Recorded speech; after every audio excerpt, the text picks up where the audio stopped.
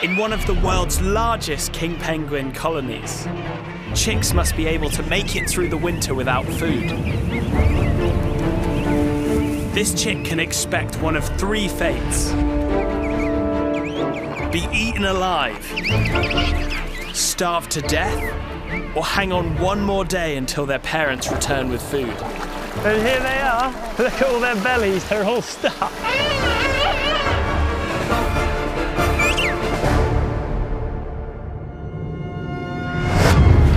How is it possible that life can come back from the dead? The island of South Georgia was the scene of one of the worst wildlife massacres in history. Species driven to near extinction, the whaling stations were abandoned. This is an awe-inspiring story of how, if given the chance, nature can bounce back on a scale you're not going to believe. My name's Bertie Gregory and I'm a National Geographic wildlife filmmaker. This is Resurrection Island.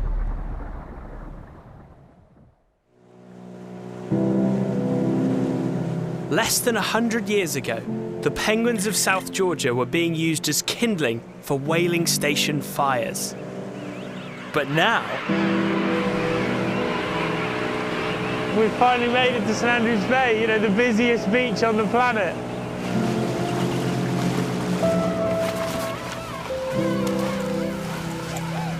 It's funny, when you read about king penguins on paper, you know, you read they dive to 300 meters, 1,000 feet in some of the roughest ocean in the world. And then they come back to here, this kind of blizzard, snow-covered mountainous island to breed.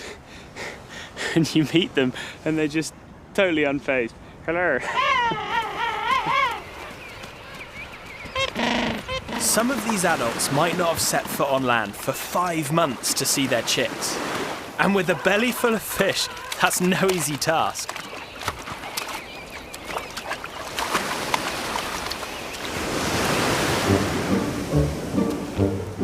The worst part is over. Just a nice stroll to find the kids. Great, a blubbery roadblock of elephant seals.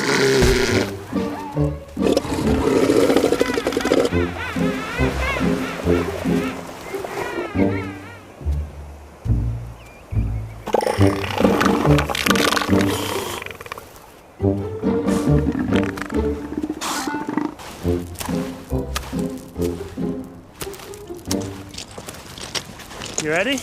Ready. Here we go. Oh.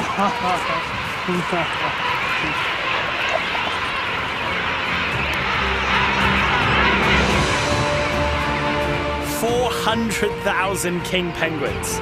I mean, my hometown has less people than that. In a way, it's like a city. It looks, to start with, like just a mass sprawl of penguins, but it's almost organised. I mean, you've got that big swimming pool in the middle, prime swimming for a little wash when you're all stinky. Then on the left, there's a bunch missing a load of feathers. They're in the process of molting, so in our city comparison, I guess we could say that was the hospital. And then start to see a bit of movement. I guess that's their highways through the colony. And then the biggest supermarket in the world, packed full of lanternfish, which is their primary prey here. But my favourite part is the creche. When the chicks are 5 weeks old, their parents leave them in a kindergarten.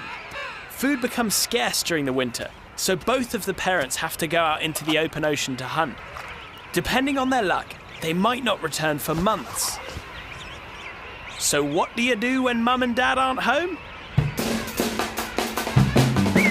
Get up to no good, of course.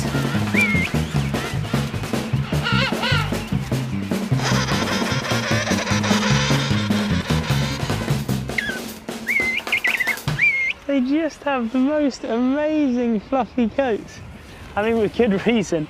The adults take over a year to raise the chick, so the chick has to sit here during the austral, the Antarctic winter. So imagine sitting here in blizzards and ice and snow, waiting for mum and dad to bring you food. I mean, I can't feel my fingers, so I kind of wish I was in his coat right now. The parents' absence and the brutal weather conditions make the chicks vulnerable. And that's what the giant petrels are here for.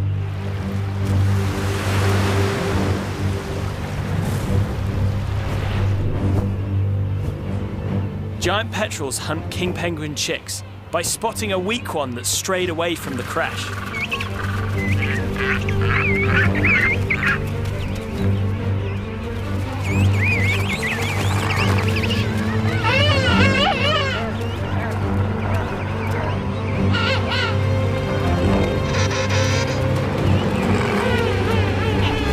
Luckily this time, they have strength in numbers, and the giant petrel can't single one out.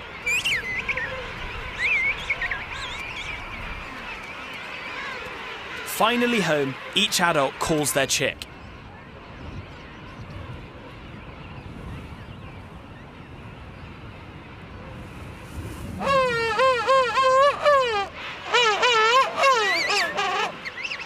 And then the chick's like, all right, enough with the showing off, now give me some food. And scientists actually found that towards the end of the foraging trips, the bellies of the penguins drop significantly below 37 degrees, which is their normal body temperature. And so they think it's almost like a cool box in their belly to keep the fish fresh, but now to regurgitate it to the chick.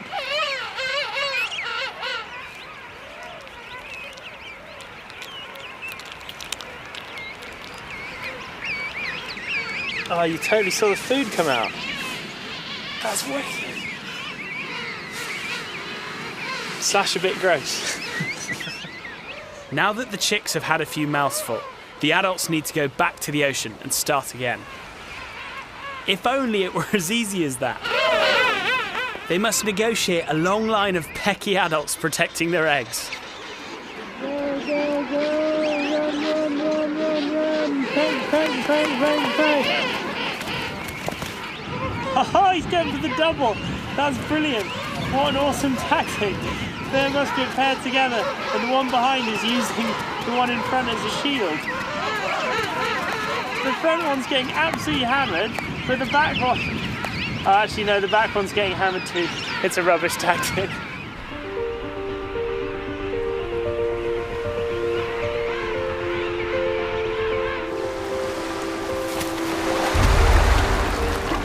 And there they go. Back out to sea, off to get another belly full of fish for their chick.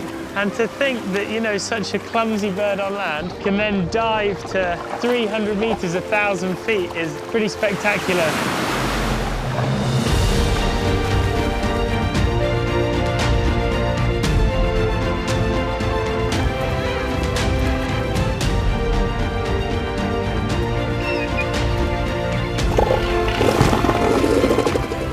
This place is just unbelievable. In 1925, just 1,100 king penguins were counted here. And now, there are over 400,000. This is what happens when environmental conditions are right and you protect a place. And if this isn't justification for looking after wild places, then I do not know what is.